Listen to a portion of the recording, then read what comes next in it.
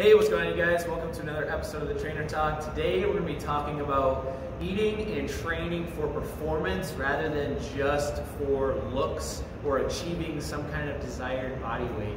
So we want to try to talk to you guys about changing your mindset to train for performances such as feeling better, improving your strength, also eating for energy and performance so that you have better focus and things like that throughout the day rather than just eating and training for that specific weight that you desire. And what you'll notice is that doing that, you'll achieve the goal naturally even though you're not focusing on it. So Caitlin's going to start out telling you a little bit of a background, kind of a story where she experienced this and how it changed her mindset. Yeah, so I've been working out for like maybe 5 years now.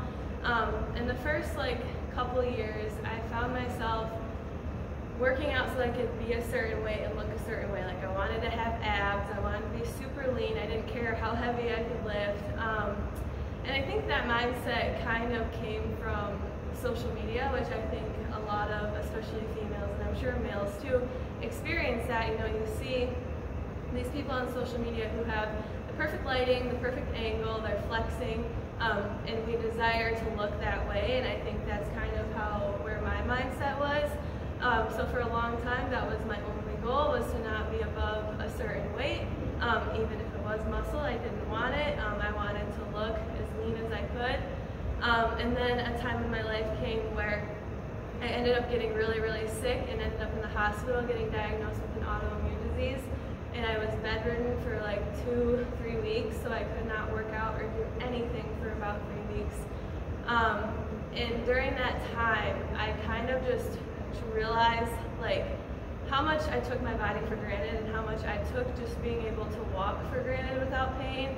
How much I took, you think about, there's so many people who are in wheelchairs, who are paralyzed, like whatever it is, they cannot move. And it just kind of made me realize my body is so much more than just the way it looks. I can walk, I can talk, I can do all these things, I can interact with people, I can think, and we are so fortunate if we are able to do all those things. And it sucks that I had to go through what I did to realize that. I wish I would have realized it sooner. But ever since then, I said, I don't care what I look like, I'm just thankful that I can move. And so I started working out for performance. I wanted to get stronger. I didn't care if I had abs anymore. I wanted to fuel my body with good foods and eat enough. And once I did that, focus more on performance, the aesthetics and the looks kind of just naturally, like Taylor said, they just come. If we just stop focusing on how we look and start focusing on what our body is able to do, the other things will follow. But it's just that mindset change that I think is super important, that most people miss when they start working out. Yeah, I really you almost started respecting your body more than just what it looks like. And I think a lot of people get caught up in that. It's just they want to look a certain way, so they don't respect where they are right now, and they don't respect that their body is still their body. You might not like where you're at, you might want to look a certain other way, but that doesn't mean you have to disrespect it. And some people do have body shaming, or they have other body image issues.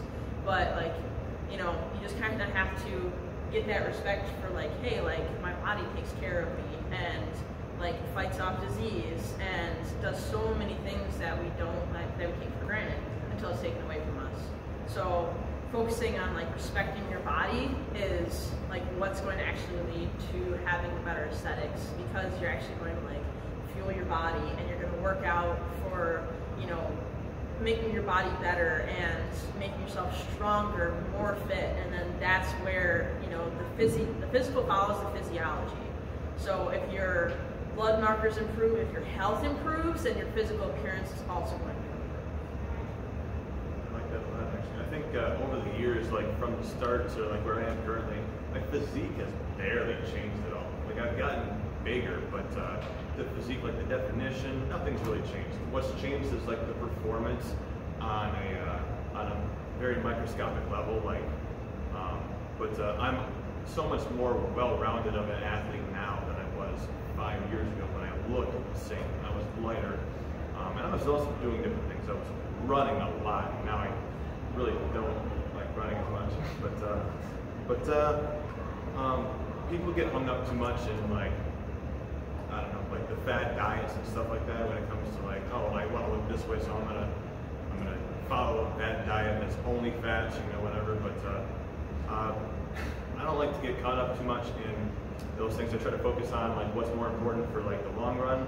Like if good fats is gonna help me, then I'll eat my good fats. But good carbs are like good for, well, you need carbs for muscle function anyway. So I have to follow what I know to be true to myself. So I'm gonna let Taylor go a little more in depth with that. So basically what he's saying is like, he realized that eating for fuel to performance or to perform better in the gym was more important than following some kind of fad diet to look a certain way. I think just finding out what you're capable of is far more rewarding than achieving whatever you want to look like. So for example, we've helped hundreds of people in the gym achieve whatever goal they wanted to achieve, but what they find more rewarding is when they're able to do their first pull-up, or when they're able to do their first real push-up, or their first box jump, or they hit a PR on a deadlift or a squat, like they light up more excited than if they lost 10 pounds. So by focusing on improving their performance and like setting those kinds of goals that aren't just like a body stat goal, they work really hard at that, and the changes to their body kind of follow along with it, like what they were mentioning. If you're just trying to change your mindset from, I want to look this certain way and have those abs and I need to drop 20 pounds, you need to think about what do I need to do to improve my body, feel my best, and then that stuff will kind of automatically come with it. So I had this similar realization a few years ago that Caitlin did. Like, I wanted to be a men's physique or bodybuilder. So I was eating a ton of food, trying to get really, really big and lifting very heavy all the time, trying to get as big as I could because I wanted to be a bodybuilder, but my body just isn't built like that. I'm an ectomorph, which means I naturally have a very thin frame and I don't put on muscle easily at all. So after about 5 or 6 years of trying to do this, I started to experiment with other things with my training, and I just decided that I would rather become the fittest or most capable person at the size that I'm comfortable with, rather than trying to become this bodybuilder that I was never going to be able to become. So now I focus on not on like, I want to try to gain 15 pounds of muscle. I'm focusing on what can I do, what am I capable of at the body weight that I'm at. So I eat for performance and I train for performance. I look the same, just like Nathan, I look almost the exact same aesthetically as I did 5 years ago, but I'm capable of 10 times more. 5 years ago, I couldn't do handstand walks, couldn't do muscle ups, I couldn't do barbell snatches and clean and jerks and all kinds of Olympic moves or gymnastic moves. I couldn't run a mile to save my life. So I wanted to improve my overall health. So I started changing the training. I started changing my nutrition from trying to bulk up. When I was doing that, I was telling these guys I used to eat like 2 to 3 donuts after every single workout 6 days a week. So I was eating 12 to 18 donuts. I was eating a ton of other stuff just to try to gain all this weight, and I wasn't actually focusing on my health. So I started changing my mindset a little bit and eating better to feel better. I wanted to have more energy. I was always really tired and groggy. And I was asking myself, like, why am I doing this? Why do I feel like crap all day long just to try to be like this bodybuilder? And it wasn't working for me. I wasn't happy doing it. So I changed to doing CrossFit, where it was more like a competition. It challenges you to see what you're capable of. Still incorporated all the things I love, like the power lifts, but it introduced a lot of new things like the Olympic lifts and other things, the Metcons. Couldn't run a mile, and now I'm doing extremely hard conditioning and I'm in way better shape, and I still look the same, so I still feel good about myself, and I accomplished my goals as far as my physique goes. I'm happy with it, but I'm capable of so much more than I was 5 years ago, if that makes sense. So that's kind of my background and story.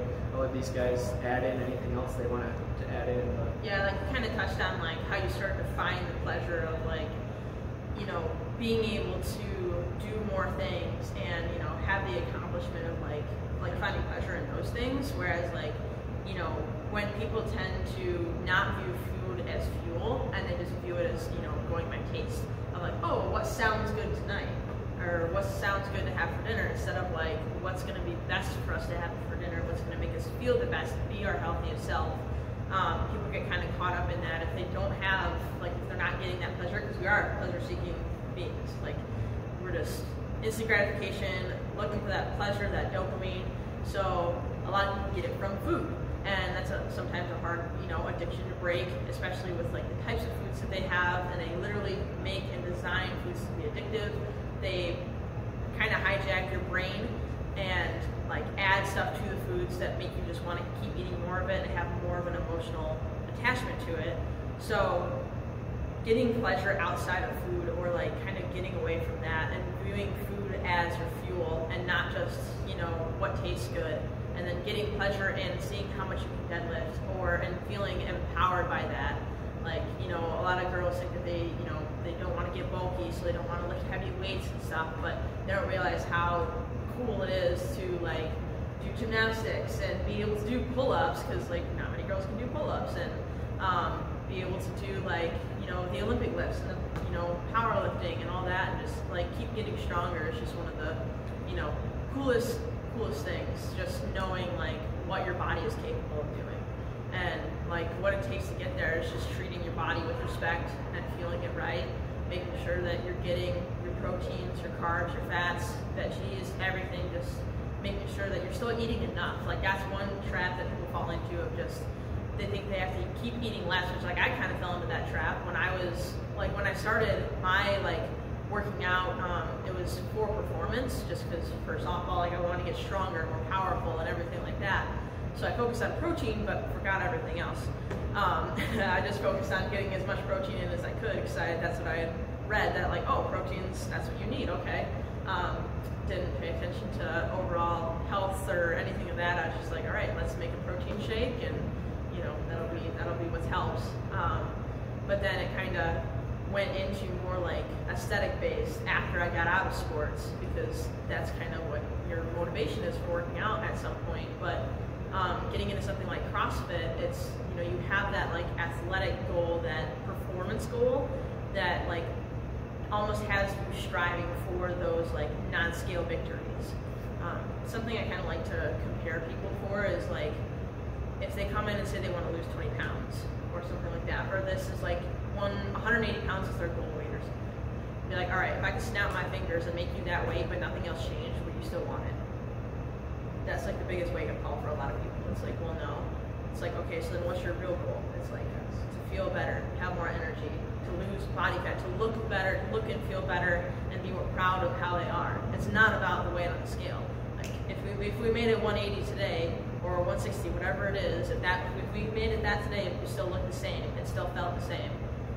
I mean, would it be worth it? It wouldn't change anything. So it's like people focus on the things that aren't even going to make them happy. Yeah. Excellent. Yeah, I think like one really good thing that people need to do is stop focusing so much on a number goal on the scale and start setting smaller goals. Like I always have some sort of goal that I'm chasing after. It can start by, you know, being able to do a sit-up, being able to do a squat, being able to do a pull-up, being able to do a push-up. Like set something that seems almost ridiculously small.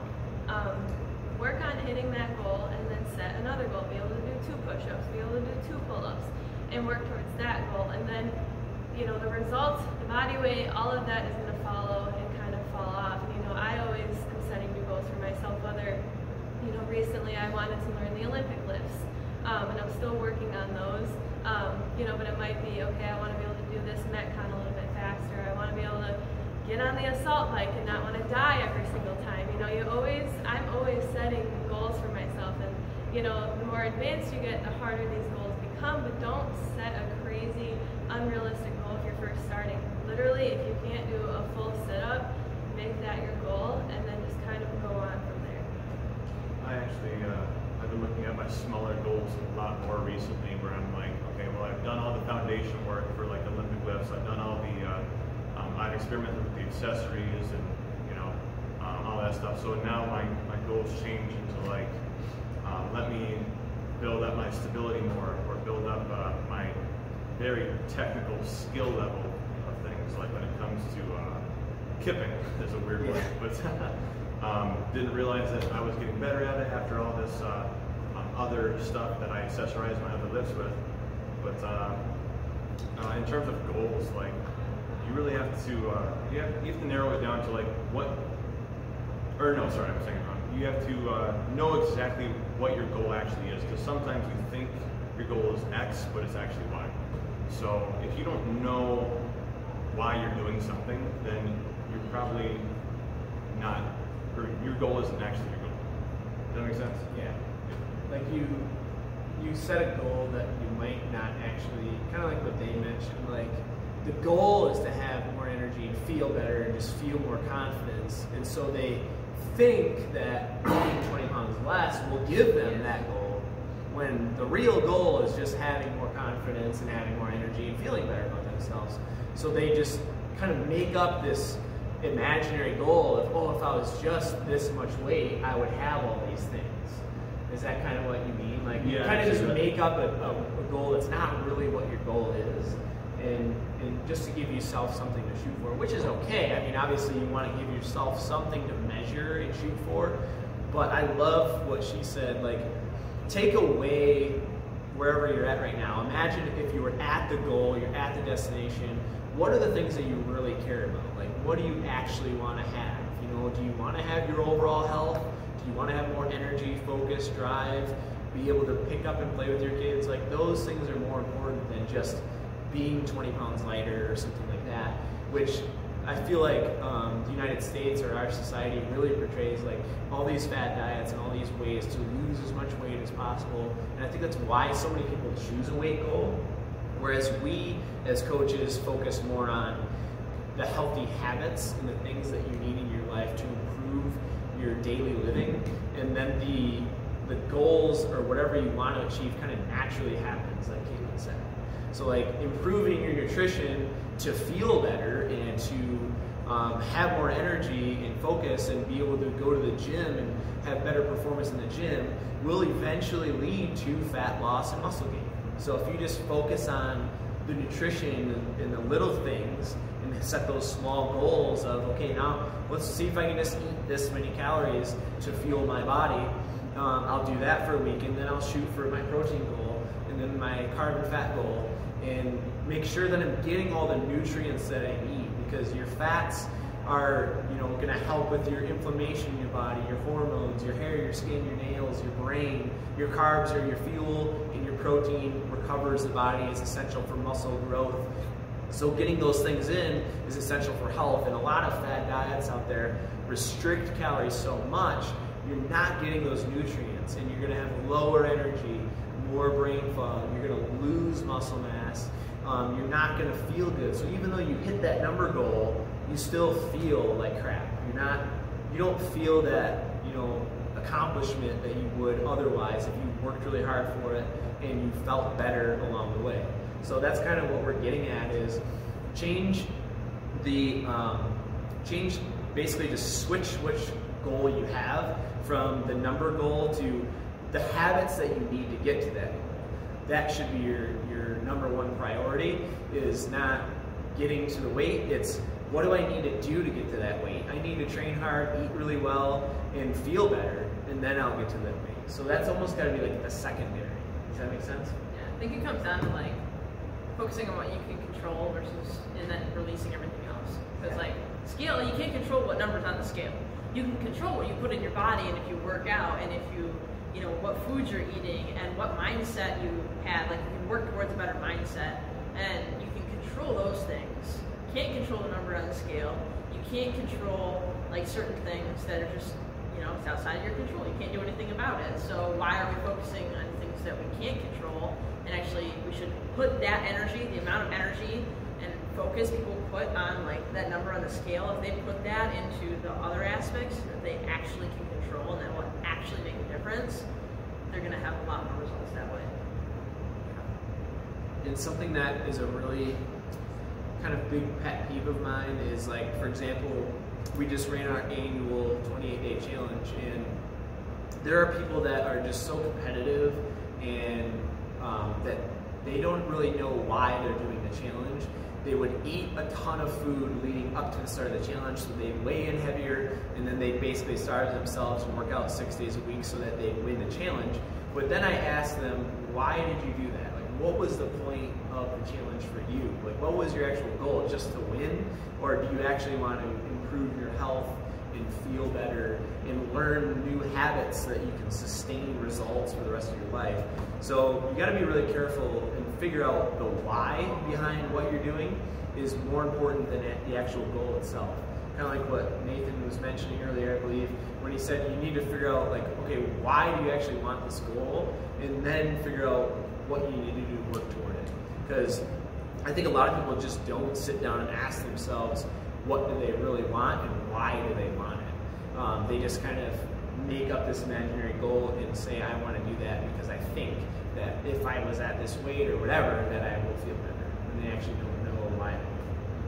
I thought that maybe being 20 pounds lighter back to where I was 4 or 5 years ago, like that I would like be more athletic or something, but now I'm miles above where I was before. So like being that extra 20 pounds like unlocked a new level maybe. So yeah, and actually just watching, you know, Nathan is constantly taking videos of his lifts and stuff, and the amount of progress he's made in CrossFit is absolutely incredible. Like, I've been doing it for like 4 or 5 years, and honestly, he's already getting all the movements down really, really well and progressing. And for being, you know, a heavier guy, like he's a bigger guy, he's not an ectomorph like me, like being able to move really well. So he's focusing on that performance aspect, and he's not really worried about his weight anymore. It's just what can he do, and he's just putting in the work and practicing those movements.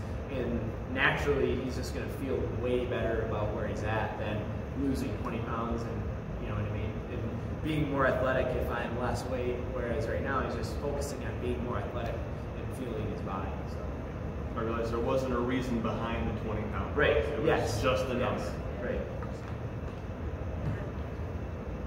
Anything else, guys? Nothing else to add? Okay.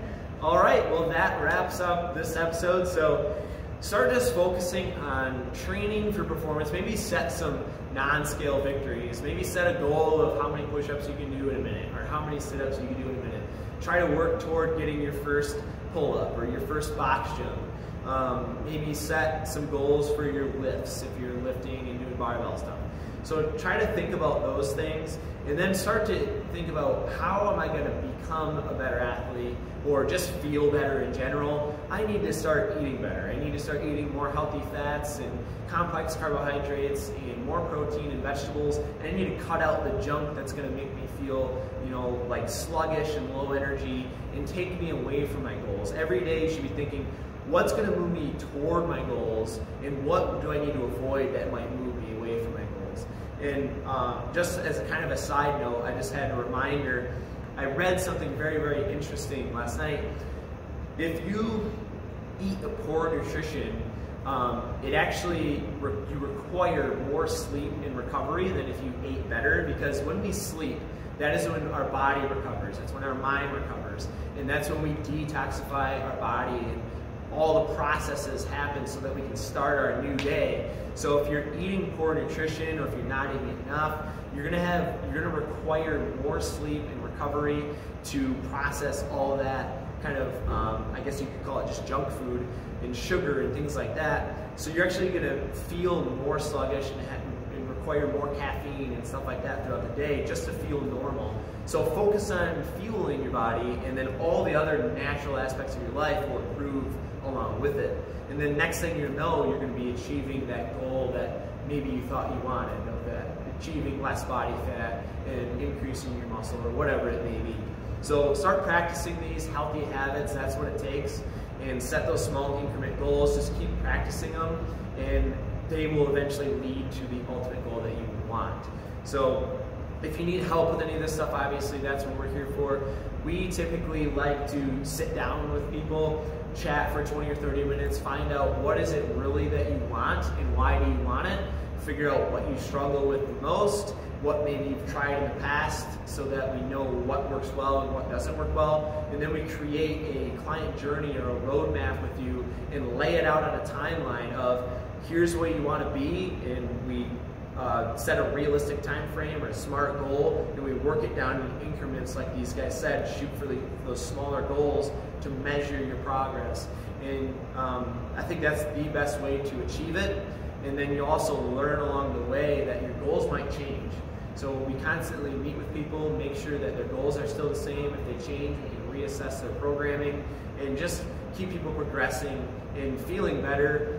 We want people to live healthier and happier. That's kind of the goal of the gym, is health and happiness. Those two things should be the #1 goal for all of us. So that's what we try to help people achieve. So until next time, you guys, stay healthy, practice these healthy habits, kind of change your mindset a little bit from that number on the scale to what do you need to do to feel better, and then you'll naturally achieve that goal. So see you guys, have a great one, and we'll talk to you soon.